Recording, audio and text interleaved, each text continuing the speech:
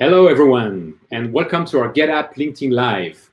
I am Thibaut de la Taillade, General Manager at GetApp, and I will be your host today. For those who don't know, GetApp helps businesses like yours discover and compare great software. As part of our Rebuilding Your Small Business series, we've teamed up with small business experts to share advice about how to rethink the customer journey in 2021. And joining me today are Laurie McCabe, SMB experts and SMB Group co-founder. Hi, Laurie. Hi, Thibaut. We have also Ivana Taylor, marketing expert and publisher of doityourselfmarketers.com. Hi, Ivana. Hi, Thibaut. Hi, Laurie. Hi, Ivana. How are you? Great. And we have also John Lawson, e-commerce expert and CEO at Color Heights Media. Hi, John. Hey, what's up? Glad to have all of three of you here today. So today we will address how businesses have to change their customer journey to reflect new customer preferences and behaviors now that the pandemic is getting more under control. And before we start, each of you define what customer journey is and how it has evolved over the last year. Maybe starting with you, Laurie, can you give us your vision based on your experience in customer services for SMBs? Sure. Well, actually this customer journey, quote unquote, has really been evolving for a long time now. The days of Don Draper and Mad Men and the brands just pushing out messages to all of us buyers and that's one-way street kind of thing is really gone.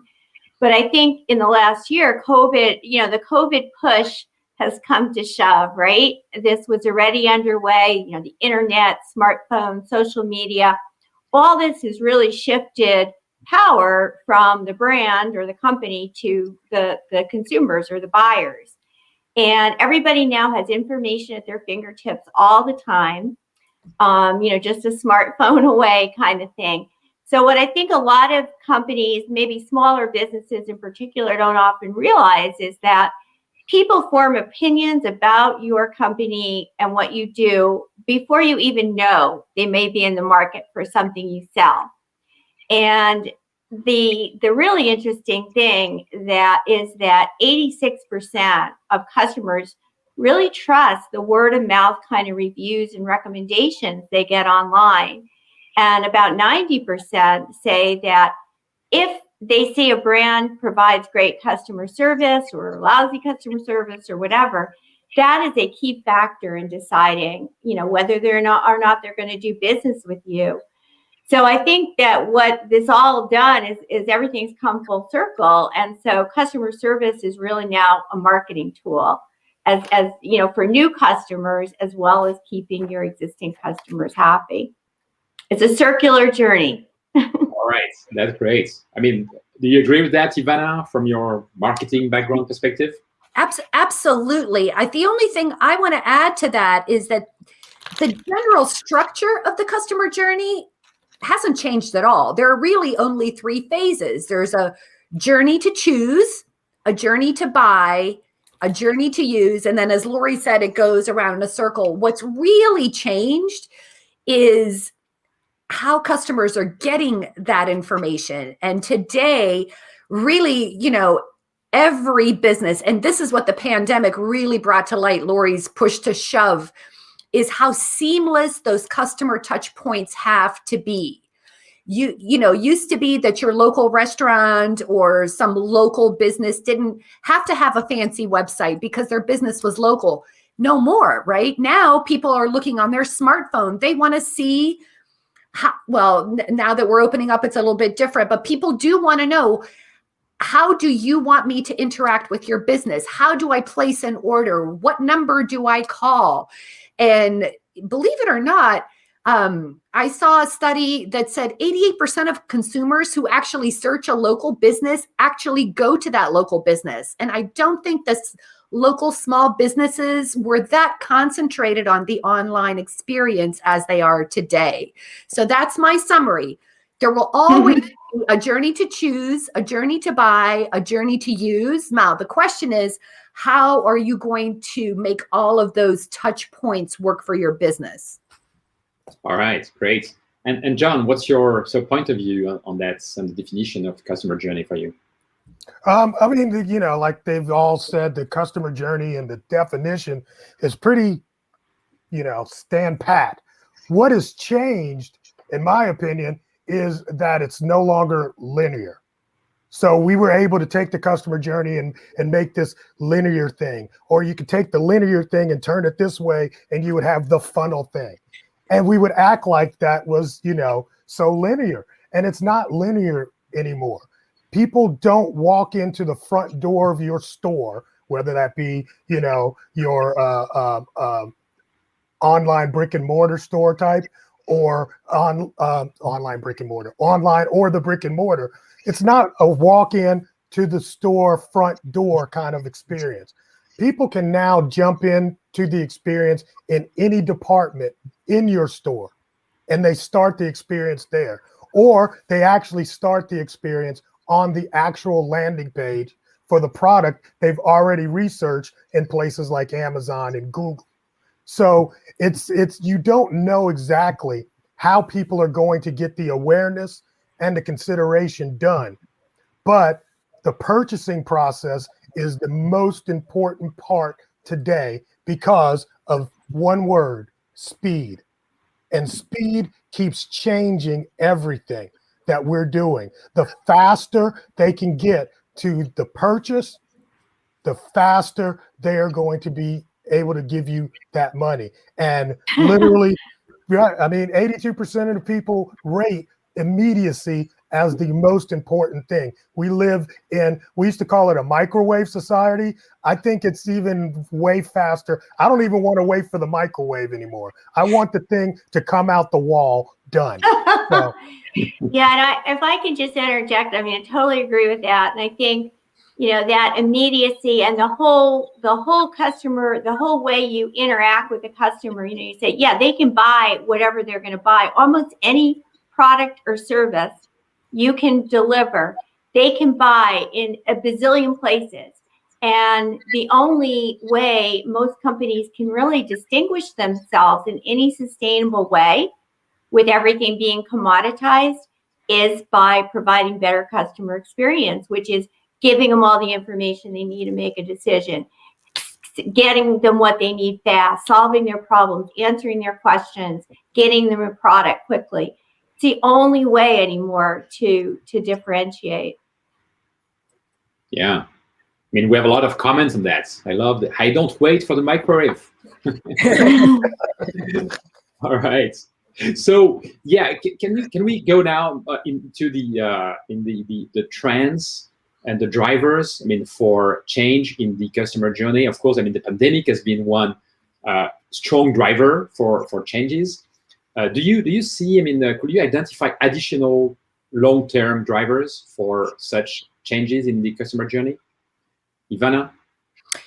Absolutely. Well, one thing I'm going to add, especially for smaller businesses, those businesses in the maybe 5 million and under range, is actually having customer experience as a goal.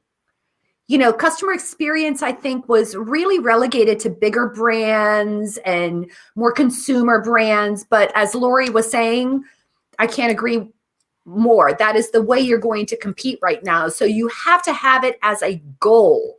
And I think that using technology and automation is critical. So all these things that we've talked about just really has been pushed to the fore. But I think I'm going to go back to what I was saying earlier.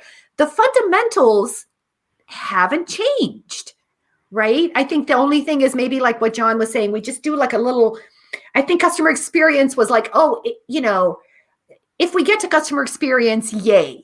But now customer experience and the customer journey has to be at the top, along with the technology to support it, so that you have that brand loyalty and ultimately that you can increase sales and profits. Yeah. Okay. Anyone wants to add something on that?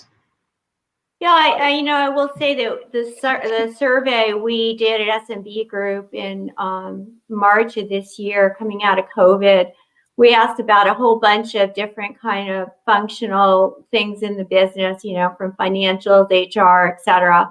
And the number one thing that small businesses said they wanted to automate, their top priority was customer service.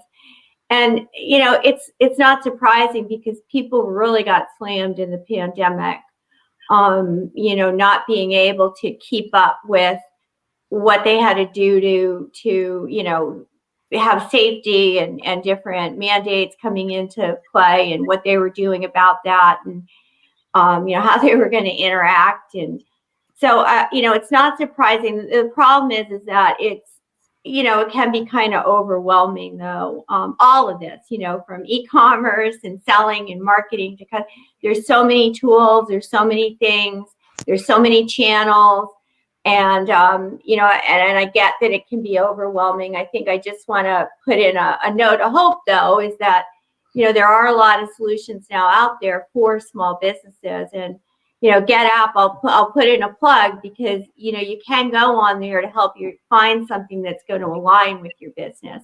And that's really, so don't be overwhelmed. I think it's really easy to get overwhelmed, but don't be overwhelmed. Ask everybody that's in business and take advantage of different sites, and you'll be able to whittle it down and find something easy enough that's going to do most of what you need to do. Yeah. All right. And do you? I mean, maybe that question would be for you, John. Do you believe that the same trend or the same, are occurring in the B2B landscape than on the B2C landscape? I don't know. Here's the reason why I say I don't know. Because everybody tries to make this differentiation between B2B and B2C, as if a C doesn't have or a B doesn't have a C behind it. Yeah. It's all about relationship. Me and you are talking, you run GetApp, but if you like me, right, and we have a relationship, then it doesn't really matter about, I'm talking to a corporation here. No, I'm talking to you. So I think more than anything, what's really changed is the experience of one-to-one relationships. I think the concept and all the tools that we used to have, we thought they were cool, they were okay. We were like, oh yeah, I'm on my phone, blah, blah, blah. Look at these kids on their phone. Now we're all on the daggone phone. Exactly. Right? We're all and we don't do the phone in groups. I don't have a corporate phone. Right? Okay, well, the corporation might pay for it, but it's not like all of us sit and deal with the same number. It's all about one-on-one relationships. And once we recognize that and start using the tools to be able to do one-on-one in mass, this is what's happening right now. You can do one-on-one in mass, and that's changing everything. So when you're talking B2B, just recognize my B2B now has the components and the tools to make it all B2C, and that's powerful. And that's one thing I always say too. The bulk of small businesses in the United States, at least, are solopreneurs. And I like to call them not just micro businesses or solopreneurs. When it comes to purchasing behavior, especially when it comes to software, I tend to call them super consumers. Right? Because they're sitting by themselves, but they are spending some money. Like I know I spend some money on software. I call it B2Me. I mean, everything has to be personalized for you as the buyer. And whether it's, I know most of our clients at SMB Group, they're big companies. We don't, that big company, though, isn't the person making the buying decision to buy from SMB Group, our small business. It's relationships that we really nurture and foster. Yeah, which is a very good segue to my next question, which is on these customer interaction. And we've seen with you, Laurie, that's a couple of weeks ago, that customer interaction have increased by 20% during 2020. And so my question would be, how can business move from managing these customer interaction to building a strong customer journey? Yeah, well, I think, as both John and Ivana said, you need, the problem is you want that personal relationship and high touch, but to do that at any kind of scale. And I mean, even for a very small business, you get quickly overwhelmed by relying on phone and email and a bunch of patchwork processes and spreadsheets and this, that, and the other thing. It's really hard to do anything, whether it's marketing or customer service or whatever, and not have everything fall through the cracks and not have you have unhappy customers because, oh, you had a sticky note and it fell off your PC, whatever. So I think, the big thing, these businesses, small businesses, we're prioritizing customer service. And it's all about getting an application that lets you bring in any kinds of requests or commentary, whether they're email, social media, phone, things on your website. Bring it all in centrally so you can see what's going on very easily and respond very easily where and how that customer wants to go, right? I mean, if you only use email and phone, but they like to use, Facebook, you got a problem. So these applications, that's what they do. They help you bring it all together so that you can get a handle on it and you can grow your business and still maintain these personal relationships without having stuff fall through the cracks. Yeah, and it's not just falling through the cracks, Lori. How many of us have been through this process where you have to repeat your story through like 3 different people? So if they can find a tool that can integrate the social media interactions along with the emails and the customer service and ticket reports, and there are tools that will do that. And knowledge bases, there's even knowledge bases now where you can use AI, and as people ask new questions, they'll integrate that into the FAQ or the knowledge base, so that, you're keeping up with what customers want to know. And when I heard about that, I was like, wow, that must have been so great if you had that when COVID hit. Because, what are your hours? Do you have outdoor seating or, curbside pickup, whatever? That must have been really wonderful for people to see how their customers' concerns and what they wanted to find out about was changing. Now, is that accessible, Lori, to smaller businesses like restaurants, those kinds of things? Yeah, I mean, I don't know. I can't remember which vendor was telling me about this, but I would think most of the vendors that have, customer service solutions, cloud-based solutions, I know a lot of them are building these things in. Great, thanks. Okay, great. So yeah, I think this. I mean, of course, all these information are really super interesting, and how do you see next? I mean, what small businesses owners should prioritize to give a better, even better user journey? Maybe John, you have some insights on that. Lower prices. Speed, lower prices. But you know what? It's funny because I'm thinking about the Amazon flywheel, right? And how you can apply that to pretty much your business or anybody's business. So it's, one of the circles is lower cost structure, lower prices, and customer experience, right? Then you've got selection, traffic, and then again, customer experience, right? And these kind of overlap over and over and over again to help push the flywheel that make people come back over and over again. And I think Ivana had a great point about what do you do in a restaurant, or a local small business like that. Those people are able to make the experience so unique and personalized today, right? But also that's the top of the funnel. After I'm done with the purchase, you guys, we got to start thinking once again about the bottom of the funnel. How do we upsell people? How do we cross-sell to people? And how do we bring brand loyalty? So if you come to my restaurant, it's kind of weird to me. 10, 15 years ago, I could come to your restaurant, you'd give me a card, and maybe I'd get a stamp. And if I came back and I got all 5 of those stamps done, I get a discount. Or you opt me in so that you have a birthday club. Where are the birthday clubs anymore? I mean, Yeah. we need to go back to the things that we used to do, but use the technology to enhance that and automate those kind of processes. If you're a small and medium business, it's still all about getting customer data and using that to help enhance the experience so that they become brand loyal.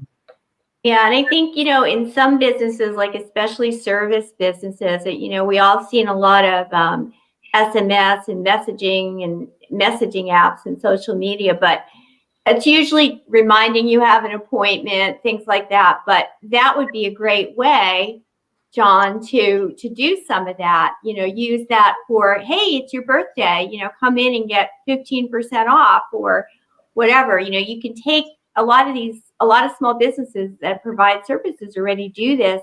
So just think maybe more creatively of how you can use some of the apps you already have to do that loyalty type of cultivation. Absolutely. Yeah, so it's back to your concept of be to me. Be to me, right? Right. And does the customer? Does the company care about me more than just as a transaction in a relationship? Or even if you're a salon, why not use that text messaging to say, hey, how's your hair looking? 3 days later, are you happy with the cut? Are you happy with the color? It's just those little things when you follow up that people remember, right? Yeah. That was not a question for you, John, about the hair. Yeah, right. We're working on it. It still looks the same. It still looks the same. No worries. Right? So, what are for you the and that question? Feel free to jump in, any of you, on the must-have or must-do that should always be included in the customer journey. Okay. Go ahead, John. No, go. Okay. So, okay. Look, here's the must-do at this point. If you're not on a mobile device, it's not even an option anymore. All right. Set up I don't care if it's just a static page. You've got to set something up. You've got to show up when people are searching for things. When people are walking and driving by, I want your business to show up. So you've got to start thinking about, how can I show up more and more on mobile devices? That's just, come on. It's 2021. Yeah, there's all these, Google small business and all kinds of things that a lot of small businesses aren't taking advantage of. I agree that you need to get on them and have your information updated and that kind of thing. And the other thing is just thinking outside the box of how you can provide more value, right? And if you're using some of these tools, it's easier anyway. So, if you're a landscaper, well, people have tons of questions about, caring for their yards and their landscaping. So start doing a lot of educational stuff to really show your expertise, and make sure that you're very clear about how customers can interact and engage with you and have conversations with you, because that's what's going to really build those relationships. So I'm going to tie all this up with a little bow and go back to, I think, where at least where my audience gets really overwhelmed is they get stuck on ideas. So then they end up doing like 1,000 points of marketing and then like nothing happens. John, they don't have a mobile site, and no, they're not on Google Business, and none of stuff happens because it's too much. I just was on a phone call today with a very young marketing guy. And I'm like, dude, 80% of your time should be spent thinking it through. So think about those structures I talked about. Journey to choose. What are all the different ways that people can choose you? Are they going to go on Google? Are they going to search on something? Are they going to go on Facebook? Make sure you're there. Journey to use. What is your buying process? Are you easy to buy from? Don't hide that buy button. Make it obvious, right? Don't hide your phone number, like simple things. And then the last one is journey to use. How easy is it for me to ask a question, get an answer? So if you think about it from journey to choose, journey to buy, journey to use, and just brainstorm all the different things, then you can start picking priorities and decide, is mobile the way to go? Or, and then just knock them out one by one. Great. So do you see that journey of choose, buy, use? I mean, in these steps, I mean, that order, or have you seen, I mean, did you see, I mean, in the past, well, in the recent years, I mean, a lot of, changes in that, I'm with John. I'm 100% with John. And I think Lori might have said it too. It's not circular. It's not linear anymore. I'm in agreement with that.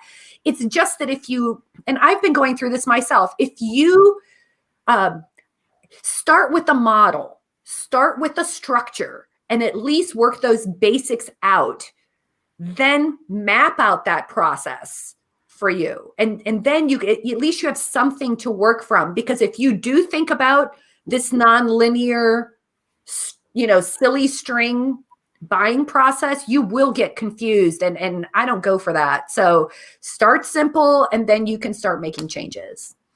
Yeah. And I'm just going to add on to that. And it's like, when you have this whole list of things and like, well, what should I focus on first?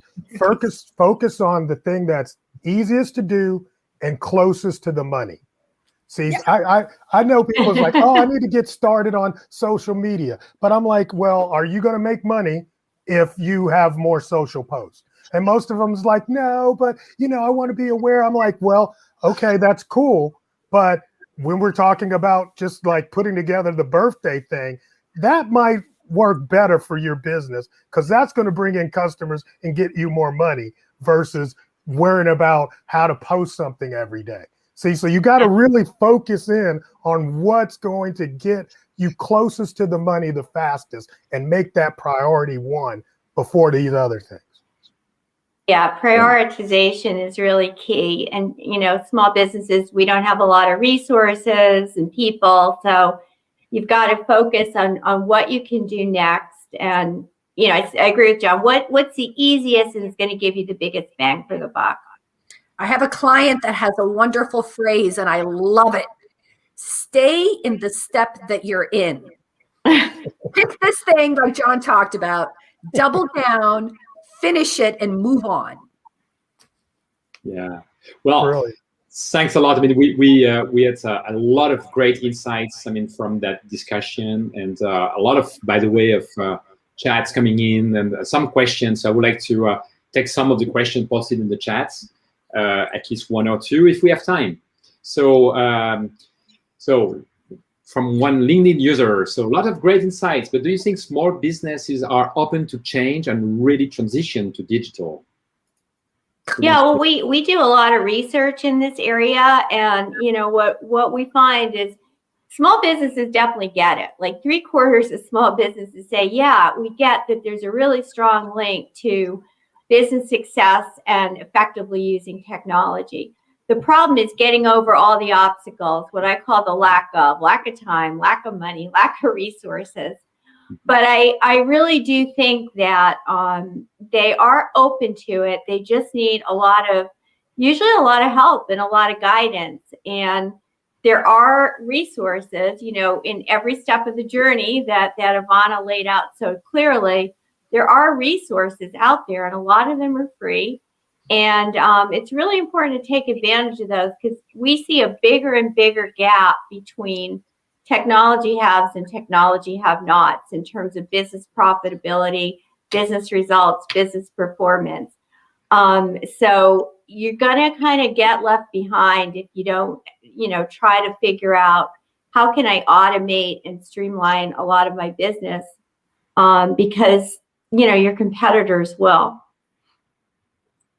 Okay, that's, very good insight as well. I think we are on time now with just 12:30 in your time, and so I will suggest that we respect our timing and for the audience, for yourself. So again, thanks a lot Laurie. Thanks, Ivana. Thanks, John. It was super interesting. A lot of comments also came in, so we'll make sure that we can answer to all of that later on. But talk to you very soon, and have a great day.